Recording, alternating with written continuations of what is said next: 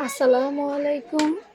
আমি রুমা মাহমুদ, আমার page রুমাশালা school থেকে। সবাই কেমন আছো আপুরা? আলহামদুলিল্লাহ আমি ভালো আছি। ভি গলা, খুবই সুন্দর একটা গলা, আমার খুবই পছন্দের একটা গলা, ভি গলা।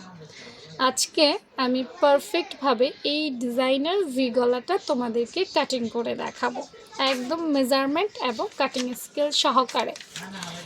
তো এগুলা বক্রমে কাটা ভালো, আমি বক্রমের মেজারমেন্টগুলোই তোমাদেরকে আজকে দিব। প্রথমে আমি ভাঁজ করে নিলাম, এটাকে বক্রম ভাবতেই পারো। হ্যাঁ, আজকে আমি একটা সাইজ দিয়ে দেখালে বেশি ভালো হয়, আমার আপুরা আমার কাছে সাইজটাই দেখতে চায়। আজকে আমি 34 সাইজের দেখাবো, 3, 4, 34 সাইজ, ঠিক আছে? 34 সাইজ। হালকা পাতলা চিকনা আপু যারা আছো, নায়িকা ফিগার যাদের আছে, তারা এটা ফলো করতে পারো।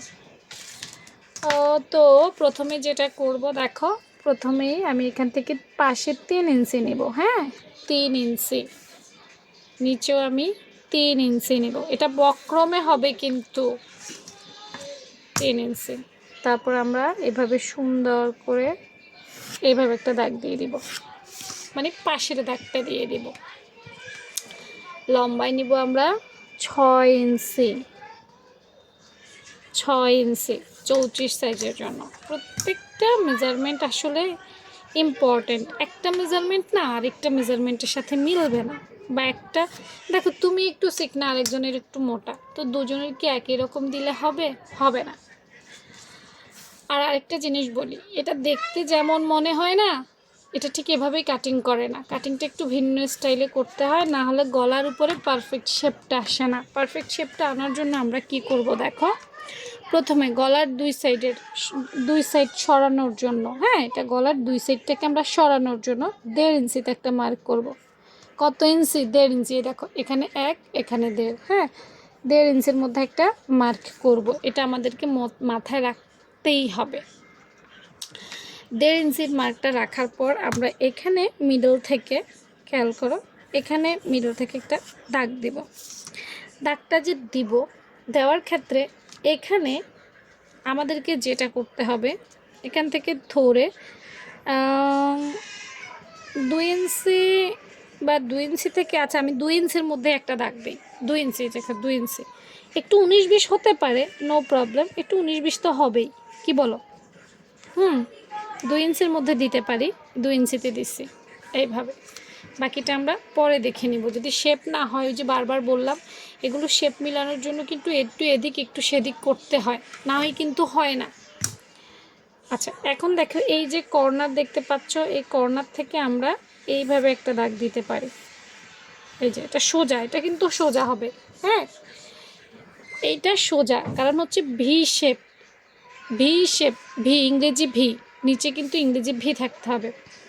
তারপর আমরা আস্তে আস্তে, এই যে দেখো, আস্তে আস্তে রাউন্ড শেপ করে এইখানে উঠে যাব। এই যে 1.5 ইঞ্চিতে মার্কটা করছি, বলবা আপু, হ্যাঁ যারা পারো ভাই তাদের জন্য তো আমার ক্লাস না। আমার ক্লাস হচ্ছে যারা আপুরা আসলেও পারফেক্ট কাটিং স্কিল শিখতে চায়, বাসায় বসে প্র্যাকটিস করতে চায়, তাদের জন্য।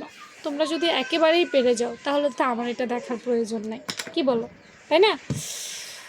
আচ্ছা, এই যে এখন আমি এটা কাটবো। এই কর্নারটা আমরা সোজা কাটবো, এইভাবে এতটুকুতে সোজা এসে এরপর আমরা হালকা করে, হালকা হালকা হালকা হালকা কেচির মাথা দিয়ে, হ্যাঁ, কেচির মাথা দিয়ে এইখানে উঠে যাব। তারপর আমরা সোজা না, প্রথম একবার কাটবে, হয়তো তোমার একটু পারফেক্ট হবে না, একটু এলোমেলো হতে পারে, হওয়াটা স্বাভাবিক।